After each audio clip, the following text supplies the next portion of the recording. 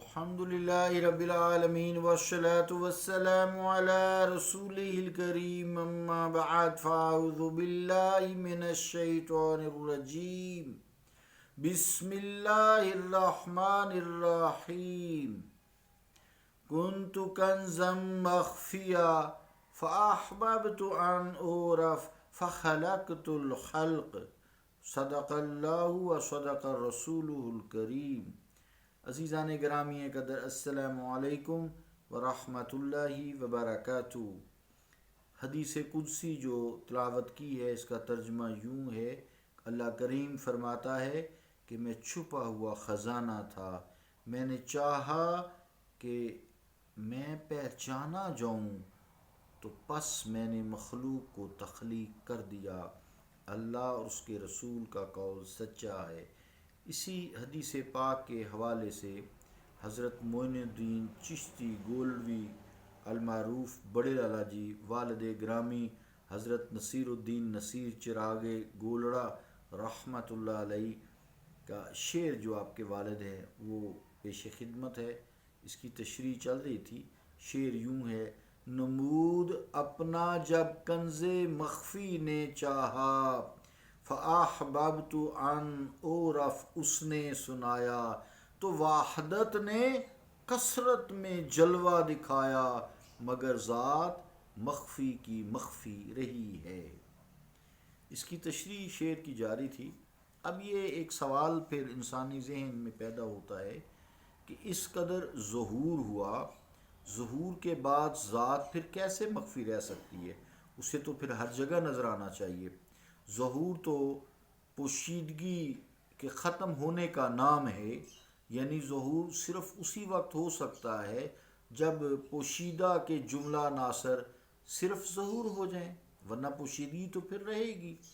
تو جب پوشیدہ کے عناصر ظہور کی تعریف میں آ جاتے ہیں تو پھر پوشیدگی کا وجود نہیں رہتا، اس لیے اس کے عناصر کو تو صرف ظہور میں صرف کر دیا گیا ہے، اور اسی سبب سے ظہور کو ظہور کا نام دیا گیا، یعنی ظاہر ہونا۔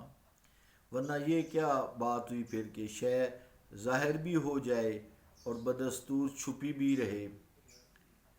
اس موضوع پر نصیر الدین شاہ صاحب رحمۃ اللہ علیہ فرماتے ہیں کہ مرزا عبدالقادر بیدل اور ناصر علی سرہندی کی ایک گفتگو ہوئی، آپ بھی سماعت فرمائیں۔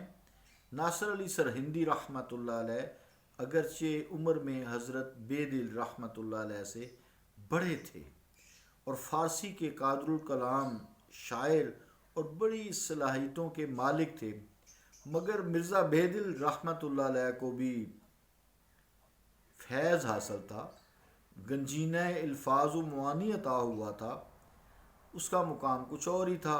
ایک دن ناصر علی سرہندی نے رحمۃ اللہ علیہ نے حضرت بیدل رحمۃ اللہ علیہ کے اس شعر پر اعتراض کر دیا۔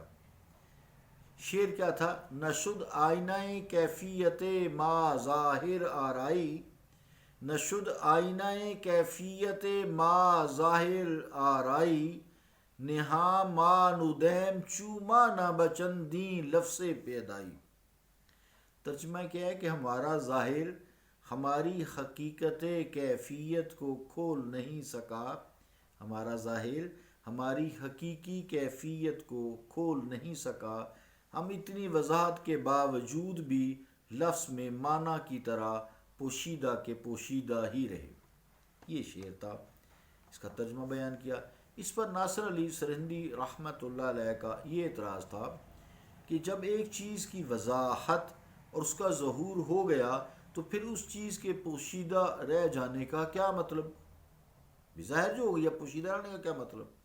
یا ظاہر ہوگی یا پوشیدہ ہوگی، یعنی یا تو یہ کہو کہ شے کا ظہور ہوا ہی نہیں ہے، مگر جب لفظ پیدائی بچندیں لفظ پیدائی جو یہاں لفظ ہے شعر کے دوسرے مصرے میں بچندیں لفظ پیدائی کہتے ہو، اس کا مطلب تو یہ ہے کہ وہ شے پہلے عالم خفا یعنی عالم پوشیدگی میں تھی، مگر اب وہ پیدا اور ظاہر ہو گئی ہے۔ تو جب ظاہر اور پیدا ہو گئی ہے پھر اسے پوشیدہ کیسے کہا جائے؟ عقلاً تو بات یہ درست تھی۔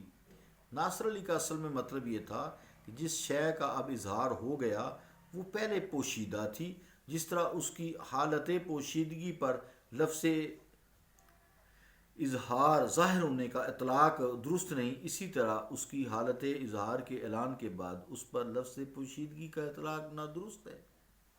یعنی یا تو ظاہر کہو یا پوشیدہ کہو، اگر ظاہر ہے تو پوشیدہ نہیں، اگر پوشیدہ ہے تو پھر ظاہر نہیں۔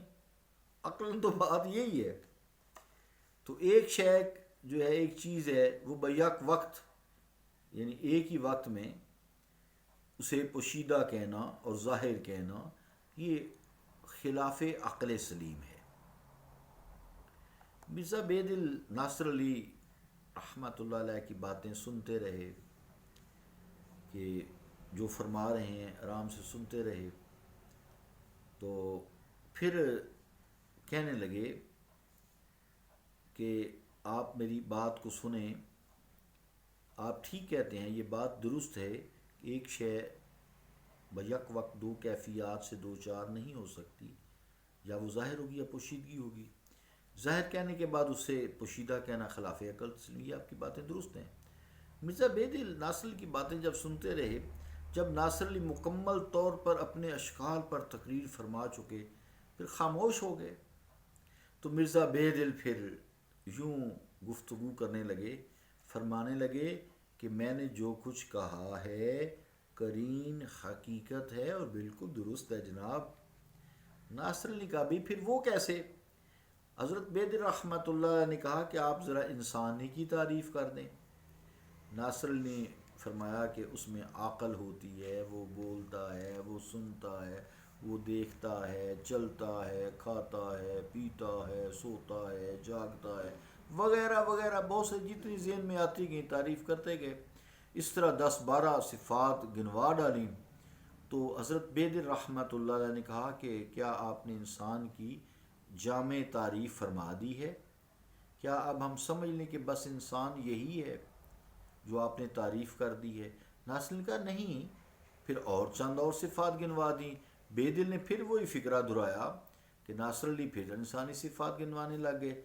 جب 60-70 یعنی زیادہ صفات گنوا چکے تو بیدل پھر کہنے لگے بس انسان کی یہی تعریف ہے، آپ کے جو بیان کردہ فہرست ہے یہی انسان کی صفات ہیں جو انسان میں پائی جاتی ہیں یا پائی جا سکتی ہوں۔ تو ناصر علی کہنے لگے کہ انسانی صفات کا، خود ہی کہنے لگے کہ انسانی صفات کا دائرہ بہت وسیع ہے، اس کا احاطہ کرنا اور اس کو گننا ممکن نہیں ہے۔ تو بیدل رحمۃ اللہ علیہ نے کہا میرے شعر کا مضمون بھی یہی تھا کہ اتنی وضاحت کے باوجود انسان کی حقیقت پوشیدہ کی پوشیدہ رہی ہے۔ ہمیں انسان کی جن صفات کا علم ہے یہ ضروری نہیں کہ اس کے بعد دائرہ صفات کو ختم سمجھا جائے۔ وَفَوْقَ كُلِّ ذِي عِلْمٍ علیم، القرآن، اور ہر علم والے سے زیادہ علم والا موجود ہے۔ وَفَوْقَ كُلِّ ذِي عِلْمٍ علیم، ہر علم والے سے زیادہ علم والا موجود ہے۔ اس آیت کے تحت جس انسان کا علم جتنا زیادہ ہوگا اس پر دائرہ صفات انسانی اسی قدر وسیع تر ہوتا چلا جائے گا۔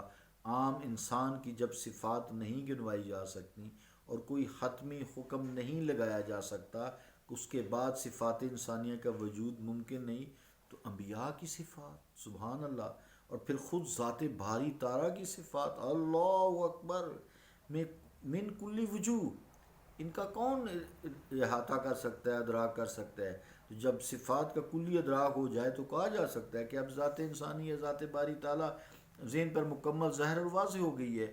مگر جب دنیا صفات کا وجود عقل انسانی سے ورا بھی ہو سکتا ہے، اور ہے تو ذات باری کے لیے یہ کہنا کہ صفات معلومہ کی بنا پر وہ مکمل ظاہر و باہر ہو گئی ہے، اسے نہ تو عقل سلیم تسلیم کرتی ہے اور نہ شریعت و طریقت، اور لا تدرکہ الابصار کا مفہوم بھی یہی بیان کیا گیا ہے۔